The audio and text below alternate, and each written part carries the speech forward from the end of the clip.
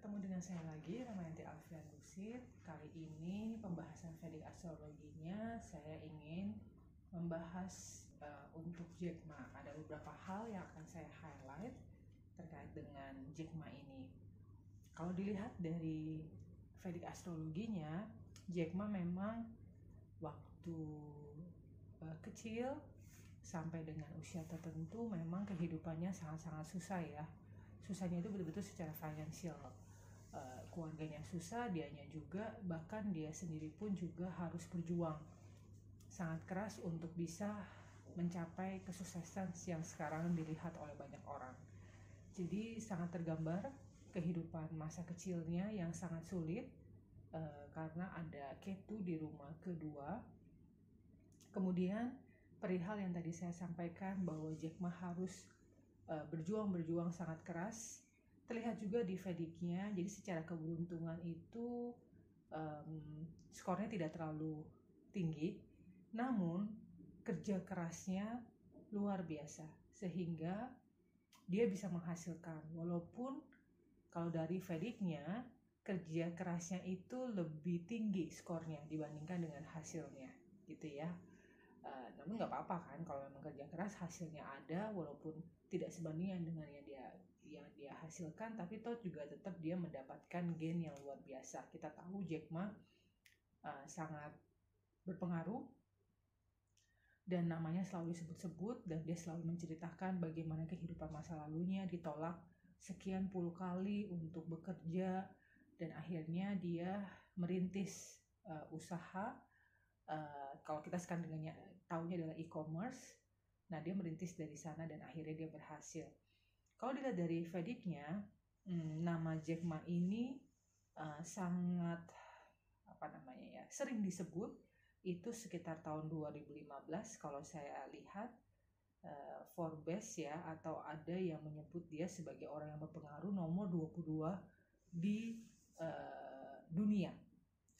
Kalau kita lihat dari siklusnya di 2015 itu, Jack Ma siklusnya itu adalah Mercury Venus ya. Merkurinya Jack Ma ada di rumah ke-10 tentang pekerjaannya dia atau tentang apa yang dia usahakan. Kemudian Venusnya itu di rumah ke-9 tentang keberuntungan. Jadi memang tergambar ya di siklusnya bahwa di tahun tersebut itu Jack Ma bisa menunjukkan hasilnya, namanya disebut terus menerus, namanya sosoknya dianggap luar biasa, intinya namanya harumnya. Itu di 2015 kalau kita bicara apa yang dia hasilkan dan dikaitkan dengan siklus yang ada di Vedic. Jadi di Vedic itu kita bisa lihat banyak hal suksesnya di hal apa, kemudian di bidang apa, kemudian kapan challenge-nya datang, kenapa sekarang situasinya seperti ini, itu bisa terlihat karena ada siklusnya, kemudian nanti juga ada planet transitnya di mana dan sebagainya. Kemudian di tahun 2019 sekitar bulan September dia mengundurkan diri dari jajaran direksi Alibaba. Kalau saya lihat ini memang dikaitkan dengan siklusnya dia ya. Ada Merkuri Rahu saat itu, dan Rahunya ada di rumah ke-8 berkaitan dengan death and loss, dan kalau kali ini berkaitan dengan loss. Terlepas bahwa apakah itu suatu yang direncanakan bahwa dia harus mengundurkan diri, tetapi memang dia akhirnya melepas jabatan itu. Bahkan kalau dilihat lagi di Oktober 2020 dia mulai hilang ya, namanya tidak disebut-sebut lagi, dia juga jarang muncul di publik maupun juga di media sosial atau di pemberitaan. Dan kita tahunya sekitar Januari 2021 ada yang meng-highlight kok Jack Ma sudah nggak kedengeran ya, kok Jack Ma udah nggak kelihatan, ada apa nih gitu ya, setelah dia mengkritik pemerintah China. Kita tahu ya di sana bagaimana sistemnya, dan Jack Ma berani melakukan itu sehingga di Januari 2021 ada yang meng-highlight bahwa dia tanda kutip hilang. Sebenarnya hilangnya itu dari Oktober 2020. Dan kalau kita lihat dari siklusnya, di situ juga masih Merkuri Rahu, dan kalau turunannya lagi ada Saturn ya. Saturnnya itu juga berkaitan dengan quote-unquote aset keluarganya. Ya, bisa jadi apa yang dia kumpulkan selama ini entah menggunakan nama siapa di keluarganya itu juga berpengaruh. Itu saya lihat dari gambaran siklusnya berkaitan dengan hal-hal yang terjadi di perjalanan kehidupannya Jack Ma. Kemudian satu lagi di siklusnya yang tadi dinyatakan hilang yang mulai Oktober itu juga turunannya lagi ada Ketu ya. Ketunya itu juga berpengaruh, dan Jack Ma ini atma karkanya atau planet terbesarnya itu digrinya adalah Rahu dan Ketu. Jadi dibayangkan kalau misalnya siklusnya lagi di situ, digrinya besar, dampaknya juga pasti yang dirasakan juga besar. Oke. Kemudian saya melihat Jack Ma ini memang secara karir itu ada fast movingnya ya, karena ada Merkuri di sana, Sun juga ada di sana berkaitan dengan pemerintahan misalnya atau institusi pemerintahan, tetapi ada Uranus dan Pluto. Di sana Uranus dan Plutonya planetnya itu tidak retrograd. Artinya sangat berpengaruh pastinya, dan Uranus dan Plutonya kalau saya lihat di sini cukup besar digrinya. Ada yang 20-an dan ada yang 17. Jadi kalau dikaitkan dengan rumah ke-10 berkaitan dengan karirnya dia atau bidang pekerjaannya, intinya Jack Ma ini memang mengupayakan segala hal untuk mencapai yang dia inginkan. Dia sangat berambisi sekali dengan quote-unquote yang namanya gain yang banyak atau revenue yang banyak. Nah, tetapi yang perlu hati-hati karena ada Uranus di sana, jadi bisa kelihatan wow gitu ya dalam kurun waktu tertentu, tiba-tiba nanti bisa loss gitu karena ada Uranus di sana.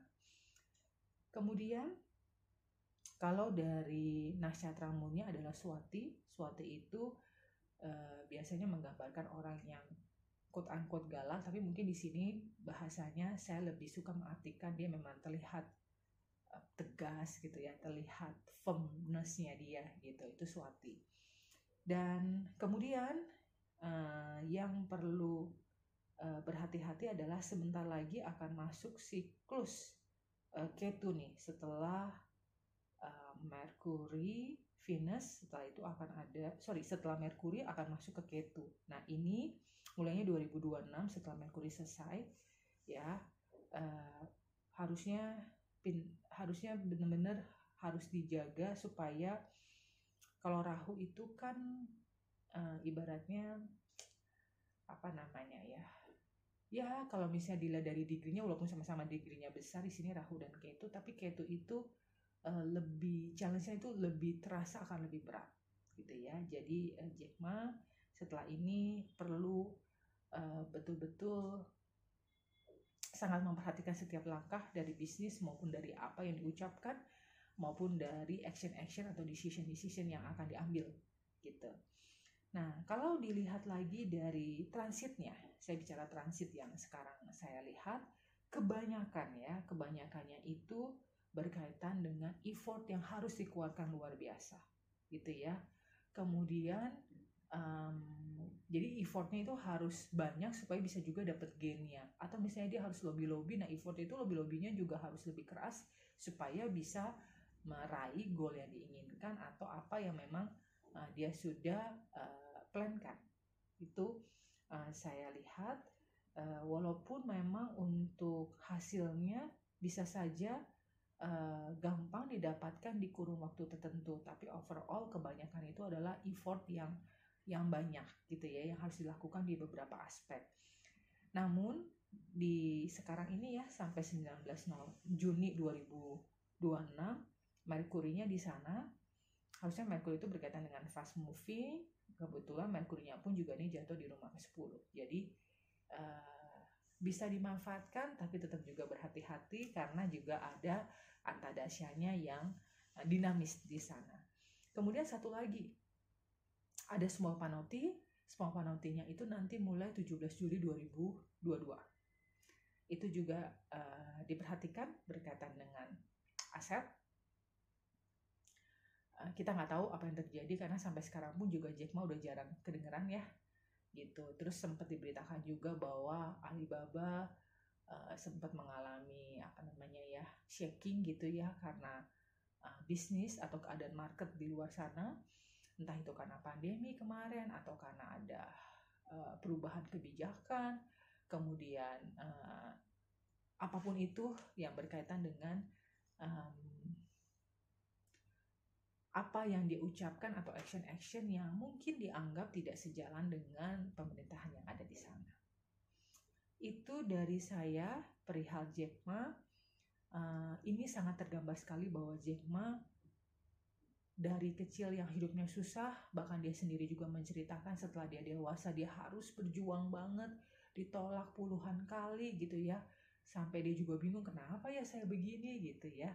Memang ini tergambar di Vedicnya, kehidupan yang sangat sulit, tetapi di satu titik di waktu pas siklusnya datang dia bisa memiliki titik balik.